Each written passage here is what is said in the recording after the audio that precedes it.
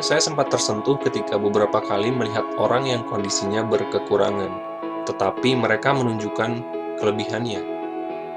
Mereka tampak bisa berdamai dengan kekurangannya. Dari mulai pemimpin perusahaan, stand-up komedian, sampai penyanyi.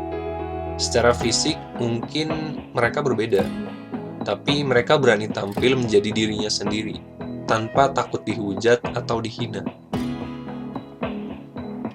Nggak tahu kenapa, saya seperti mendapat panggilan hidup buat melakukan hal seperti mereka. Tapi waktu itu saya masih belum tahu panggilan seperti apa. Saya masih fokus dengan kekurangan, alih-alih menggali kelebihan. Menggali kelebihan? Apa kelebihan yang bisa digali? Saya belum tahu. Tiba-tiba pikiran saya flashback ke beberapa tahun yang lalu. Saya teringat momen ketika mengikuti lomba speech atau pidato bahasa Inggris. Di lomba itu, saya bisa tampil maksimal. Saya merasa menikmati ketika bicara di depan umum, yang waktu itu ditonton oleh dosen dan mahasiswa. Ya, meskipun saya cuma jadi juara 3. Tapi, kejadian itu bikin saya bertanya sama diri sendiri. Apakah itu salah satu kelebihan yang mesti saya gali? Mungkin iya. Kayaknya saya perlu menggali lagi skill public speaking. Sampai akhirnya saya memutuskan buat konsisten berbagi sesuatu di YouTube, salah satunya video ini. Oke, seiring berjalannya waktu, saya jadi lebih terbiasa dengan skill public speaking. Saya mulai menikmati prosesnya. Saya mulai sadar, kayaknya inilah panggilan yang dimaksud itu. Saya merasa terpanggil untuk berbagi dan menginspirasi sebanyak mungkin orang. Meskipun berat, tapi saya merasa excited melakukannya. Dari video ke video, saya makin merasa pede dengan kemampuan saya ini. Tapi, tiba-tiba di tengah jalan, saya kehabisan ide.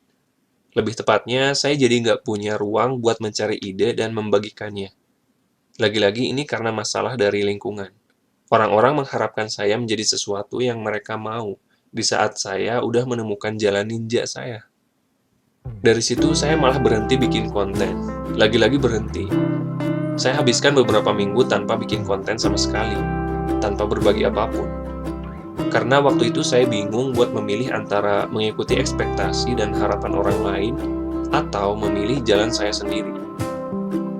Ini periode yang cukup sulit buat saya, karena berhubung usia saya makin tambah dewasa. Singkat cerita, saya sempat nonton video salah satu teman yang ikutan ajang pencarian bakat menyanyi.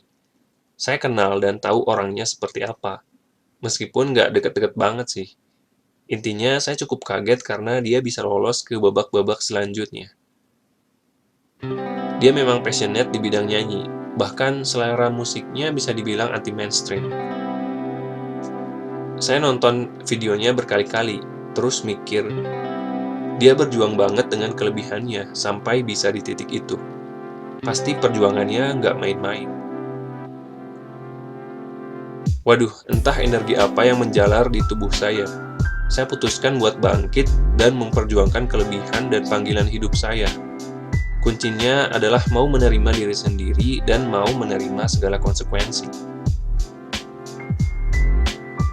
Saya pun kembali menapaki jalur public speaking. Saya mulai belajar menerima kelebihan dan kekurangan. Ternyata kita nggak bisa terlalu fokus sama kekurangan, karena nggak akan bikin kita maju. Tapi nggak boleh terlalu pede juga sama kelebihan, karena bisa bikin kita jatuh dalam kesombongan. Saya mulai menikmati kesempatan public speaking dengan lebih pede dan humble. Menerima kelebihan dan kekurangan secara bersamaan. Menerima diri sendiri, bukan memaksakan yang bukan diri kita.